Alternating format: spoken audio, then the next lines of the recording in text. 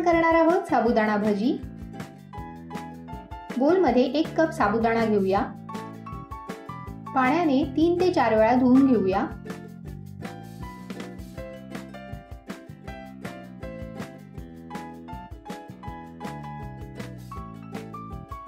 साबुदाणा 4 वेळा धुवून घेतला आहे। आता साबुदाणा रात्रभर किंवा कमीत कमी 3 ते 4 तासांसाठी भिजत ठेवा। भिजत ठेवताना त्यात साबुदाणा बुडेल इतपत पाणी टाकूया।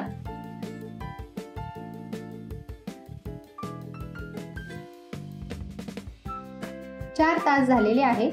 साबुदाणा छान फुलला आहे।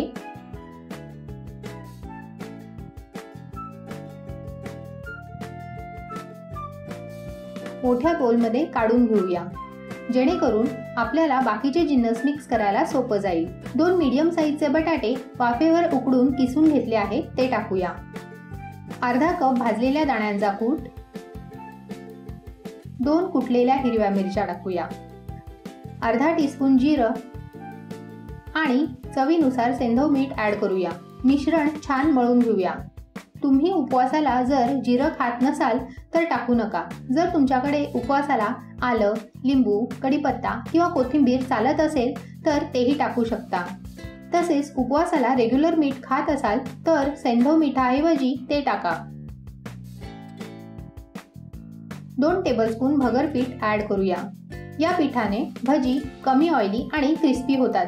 साबुदाणा वडा, भजी, पराठा किंवा कटलेट करताना नेहमी वाफेवरच बटाटा शिजवा।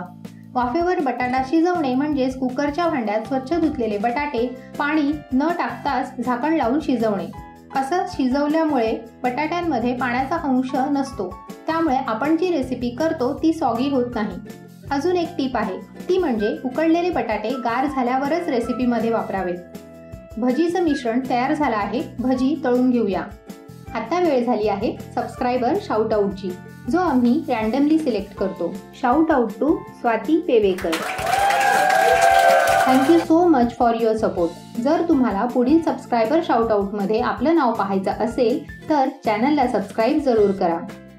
कढईमध्ये मीडियम टू हाय फ्लेमवर तेल तापलं आहे, त्यात भजी सोडूया। तेलात टाकल्या भजी हलवू नका। मीडियम टू हाय फ्लेमवर भजी तळून घेऊया। 1 मिनिट झाला आहे। भजी थोडी हलवूया।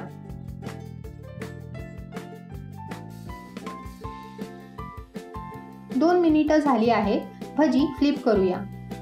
या पद्धतीने आलटून पालटून भजी दोन्ही बाजूने छान क्रिस्पी होईपर्यंत तळून घेऊया। भजी तळून झाली आहे, काढून घेऊया। ह्याप्रमाणे सगळी भजी तळून घेऊया।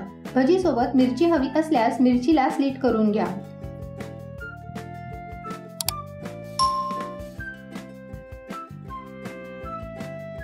गॅसची फ्लेम बंद करून गरम तेलात मिरच्या काळजीपूर्वक तळून घ्या।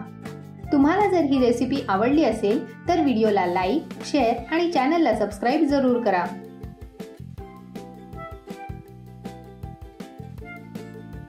आपली उपवासाची कुरकुरीत भजी रेडी आहे।